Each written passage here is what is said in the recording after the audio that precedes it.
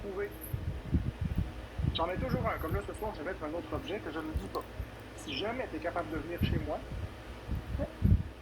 l'objet qui est sur la table, si tu me le dis, puis c'est des objets inusités, eh bien, tu vas me sauver la vie. Je te promets rien, j'ai jamais fait ça. Je me suis jamais amusée à aller chez les gens, là.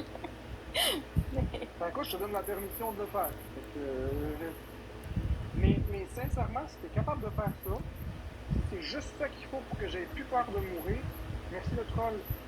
Ben, go ahead. ok, je ferai ça. Si jamais je fais ça, je te dirai. Mais les gens demandent, c'est une bonne question que j'avais, mais que j'avais presque oublié. Est-ce qu'il y a une distance maximale que tu peux aller quand tu sors de ton corps? Je sais pas, moi, c'est surtout dans. C'est con à dire, mais c'est pas vraiment dans des endroits que je vais, c'est dans des moments que je vais, genre. Ok, dans les espaces-temps. Ben, tu sais, mettons, j'ai déjà fait avec mes grands-parents sont décédés. Oui. Puis, genre, cette semaine-là, j'avais vraiment beaucoup de peine. Puis, ça donnait que, ben, ça m'est arrivé. Puis, j'ai comme juste passé du temps avec ma grand-mère, puis je l'ai pris dans mes bras, genre. Puis, t'as-tu remarqué s'il y avait une corde d'argent? Il y en a qui parlent d'une corde d'argent Non, sous les yeux. j'ai pas regardé. Parce Fait que dans le fond, là, ce qui arrive, c'est que quand que. C'est comme dans un état de semi-conscience, là. Puis, un peu tu comme sais, si t'avais un peu trop bu. Si t'avais à le non, décrire l'état de semi-conscience, comment tu le décrirais à quelqu'un qui l'a pas vécu? ben, genre, il y a un film qu'ils ont fait là-dessus qui est vraiment cool, là. Je me souviens plus du titre.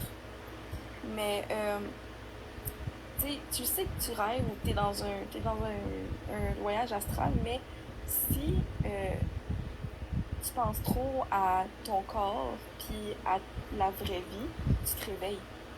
Oui, tu vas revenir dans ton corps. Ça, je l'ai lu Fait que aussi. moi, quand que je sors de là, tu sais, quand que je fais ça, j'essaie le moins possible de regarder en arrière parce que, genre, le moindre truc pourrait comme faire comme, faut que je recommence. Puis c'est chiant, là. Ouais. Des fois, ça prend Si tu plusieurs penses à jours. ton corps, à ce qui paraît, tu reviens comme ça. Ouais, c'est ça. Fait que genre, des fois, là, ça peut prendre jusqu'à 10 15 fois avant que, genre, ça fonctionne, là.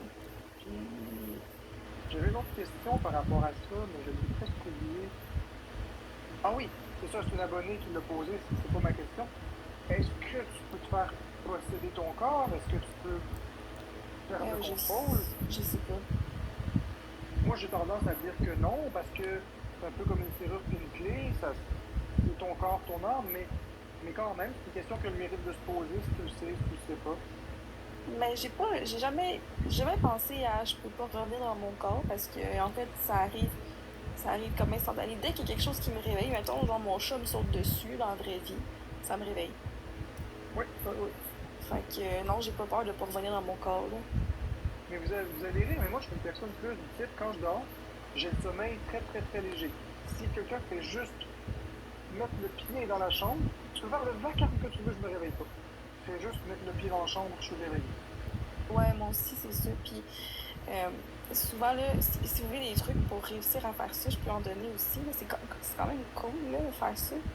Mais il y a Oui, vraiment comment des tu t'y prends? techniques. Ben, en fait, moi, ça me prend un bruit blanc. Un bruit blanc, c'est soit un ventilateur, soit un bruit qui est comme constant, pas agressant, mais bon, en tout cas, vous savez, c'est quoi un bruit blanc, là, Oui, j'imagine? ouais, quelque chose de léger, d'agréable, C'est mais ça. qui est toujours répétitif.